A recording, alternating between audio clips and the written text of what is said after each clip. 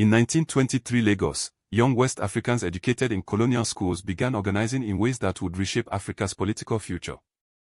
The colonial education system had created a generation of Africans who would use their knowledge to challenge the very authorities who taught them.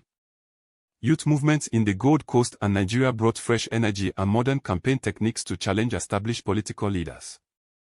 Herbert Macaulay founded the Nigerian National Democratic Party in 1923, creating the template for constitutional opposition across West Africa. Azekai's West African pilot became a powerful voice for change, supporting youth movements that successfully challenged established political figures. Railway workers in Sierra Leone and across West Africa organized strikes and unions to fight rising costs and poor working conditions. The 1924 Ashanti Goldfield strike at Obuasi showed how African workers used collective action to challenge colonial economic control. J.E. Casely Hayford of the Gold Coast became the driving force behind unprecedented regional cooperation across British West Africa. In 1920, the National Congress of British West Africa united educated elites from across the region in an unprecedented show of political cooperation.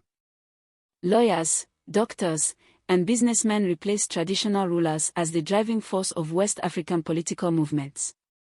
Macaulay's party dominated Lagos politics for over a decade, winning elections in 1923, 1928, and 1933 through modern campaign techniques. African leaders used constitutional methods like formal deputations and mass meetings to challenge colonial rule while maintaining official loyalty. The political awakening of the 1920s planted the seeds for the independence movements that would transform Africa in the following decades. This lesson is part of the UNESCO General History of Africa curriculum library at ashaware.com, where Africa's story is told by Africa.